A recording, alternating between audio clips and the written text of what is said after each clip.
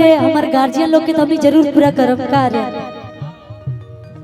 कि गोरखपुर जिला छापरा में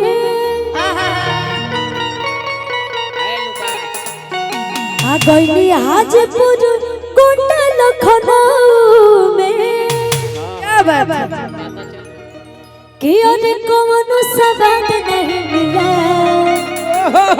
तो कौन सवाद नहीं मिला मिला मिला अरे बनता रुटाई तो हो जाई बुढ़ीला बनता रुटाई तो हो जाई बुढ़ीला पर खंड होया ढीला बबुआ खंड होया ढीला पर खंड होया ढीला बबुआ ने सहिला पर खंड होया ढीला गाजीपुर जिला छापरा में गईली हाजीपुर गोंडा लखनऊ में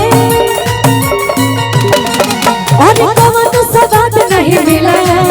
अरे कौन सवाद नहीं मिला मिला मिला अरे बनता रुटाई तो हो जाई बुढ़ीला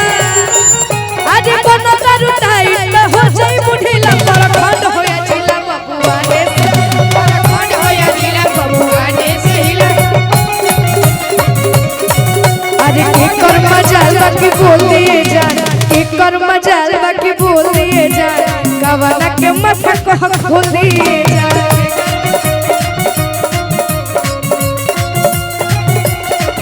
अरे एकर मजाल बाकी बोल दिए जान कवना के माथा को खोल दिए जान हेलो हेलो भैया बार छोड़ दे रहा है वॉल्यूम भूख लेकिन ये अरे ऐसा ही तू चारों ओर छैले रहा आयु पिछार खंड के हिलैले रहा झारखंड के हिलैले अरे ऐसा ही तू चारों ओर छैले रहा आयु पिछार खंड के हिलैले रहा अरे कि जवन बोले ओके गोली से मारत चला और अरे राजा रंगदार तू झारत चला राजा रंगदार तू झारत चला गली में करदा कबार चला राजा रंगदार तू झारत चला गली में करदा कबार राजा रंगदार तू झारत चला गली में करदा कबार चला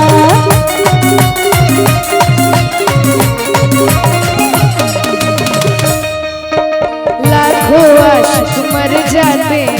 तेरे एक मुस्कान पे लाखों आशिक मर जाते इनकी मुस्कान पे तेरे जैसा हो तेरे जैसा कोई नहीं हो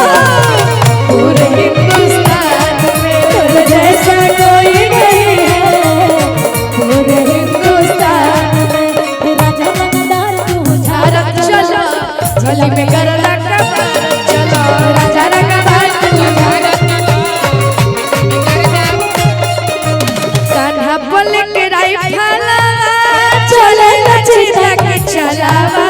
कान्हा पल के राइफलवा चले कान्हा पल के राइफल चले लचीला के चलावा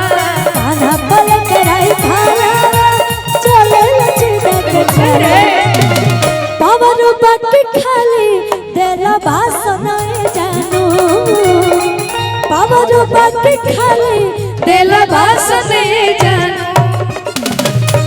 तब आप बताए क्या बोलते हैं कि चौला जिला में हमारे शासन चलेला जिला में हमर शासन जानो अनबा धोते भूत छुई ना पर शासन जानो अनबा धोते भूत छुई ना पर शासन जानो अनबा धोते भूत छुई ना पर शासन जानो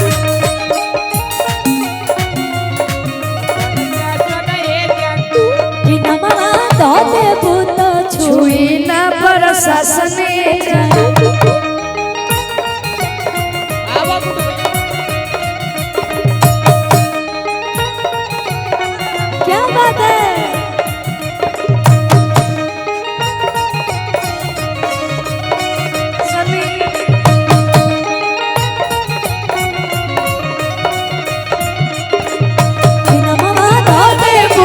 छुई